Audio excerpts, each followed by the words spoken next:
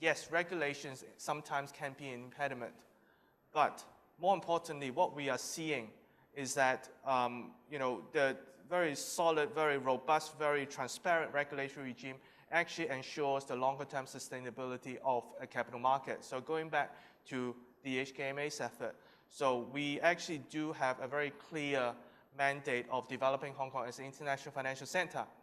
We have a lot of discussions about how to sort of enhance our platform.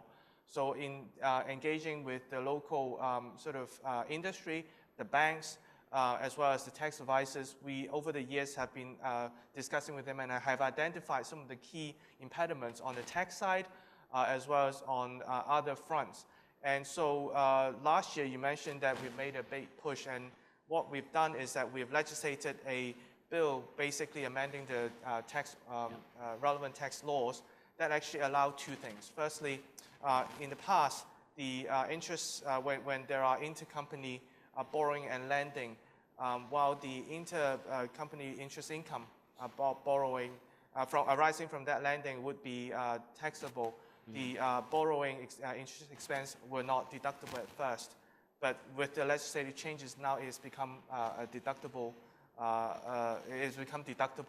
And secondly, to sort of take a step further, for the corporate treasurers who with certain defined criterion where you would satisfy, the corporate tax rate for that particular profit would actually be subject to a 50% discount as well. So the two measures actually is a demonstration of the fact that the Hong Kong administration is very clear, very committed in developing Hong Kong as an international corporate treasury hub, international financial center, and hopefully, given a much more sort of natural strength that Hong Kong has had, the macro tailwinds that we've been receiving, and some of the measures that we've been undertaking, hopefully will continue to sort of enhance our competitiveness, but at the same time building on a very solid regulatory and also policy platform. Are you happy with the response so far that you're getting from the industry? Yeah, we've been engaging with over 400 corporates and also banks and tax advisors. We're very fortunate to see many of them actually have very keen interest in setting up or expanding their operations, corporate treasury operations in Hong Kong already. And they do have different feedback. They're at different level or stages of their sort of setting up. Some already have very established corporate treasury functions. Some are still at the very beginning stage. So you actually see, and I think from our perspective at the HKMA, we've been engaging through the banks, through the tax advisors, to reach out to them, because I think it's a very important mindset that we want to convey out there.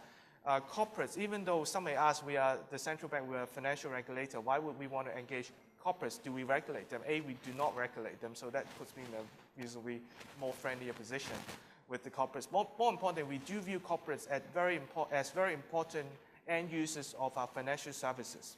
Yeah. So if we were to develop our financial services platform and enhance the competitiveness, corporates and their use of the financial services is actually very key to both our financial stability as well as the growth of our economy.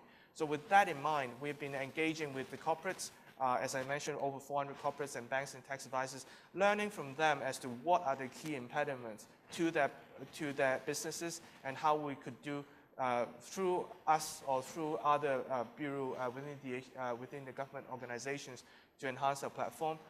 Also, there are corporates, multinational corporates, who already have strong presence in Hong Kong. They are now in the process of restructuring their treasury services.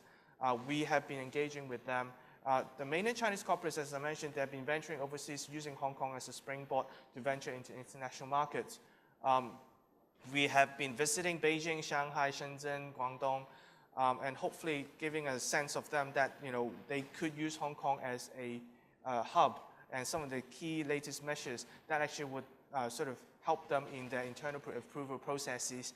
We also have been engaging with local regulators on China and hoping to send them a message that it is a very viable option for corporates to sort of diversify, because many of these mainland corporates, believe it or not, they have been using Hong Kong as their international headquarters of their business. So they may have their home headquarters in Shanghai, in Beijing, in Shenzhen, but they have actually been using Hong Kong as their headquarters, as their main function, coordinating hub for the international business outside of the mainland. And because of that, having a much more structured treasury structure in Hong Kong helps them in terms of increasing risk management and transparency, which actually would be helpful for the many of the mainland Chinese corporates, especially the state-owned enterprises as well.